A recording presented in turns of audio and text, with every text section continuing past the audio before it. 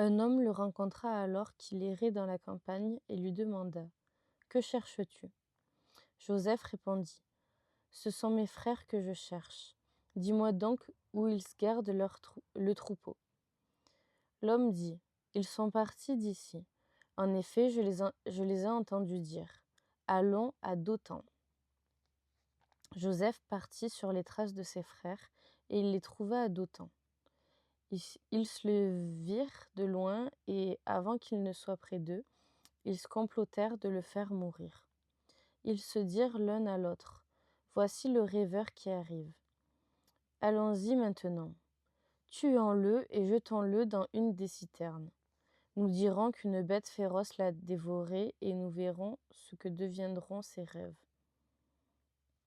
Ruben entendit cela et il le délivra de leurs mains. Il dit: N'attentons pas à sa vie. Il leur dit encore: Ne versez pas de sang. Jetez-le dans cette citerne qui est dans le désert et ne portez pas la main contre lui. Il avait l'intention de le délivrer de leurs mains pour le faire séjourner vers son père. Pour le faire retourner vers son père. Lorsque Joseph fut arrivé vers ses frères, ils se le dépouillèrent de son habit, de l'habit de plusieurs couleurs qu'il portait. Ils s'emparèrent de lui et le jetèrent dans la citerne. Celle-ci était vide, il n'y avait pas d'eau. Ils s'assirent ensemble pour manger. Levant les yeux, ils virent une caravane d'Ismaélites qui venait de Galad. Leurs chameaux étaient chargés d'aromates, de baume et de myrrhe qu'ils transportaient en Égypte. Judas dit alors à ses frères: Que gagnerons-nous à tuer notre frère et à cacher son sang? Venez, vendons-le aux Ismaélites et ne portons pas la main sur lui, car il est notre frère, il est de notre chair.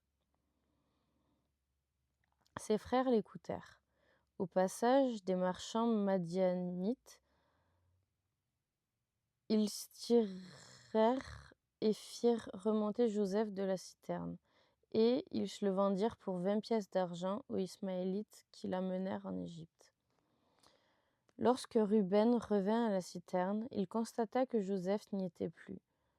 Il déchira ses vêtements, retourna vers ses frères et dit: Il n'est plus là. Et moi, où puis-je aller? Ils prirent alors l'habit de Joseph, tuèrent un bouc et plongèrent l'habit dans le sang. Ils envoyèrent l'habit de plusieurs couleurs à leur père avec ce message: Voici ce que nous avons trouvé. Reconnais donc si c'est l'habit de ton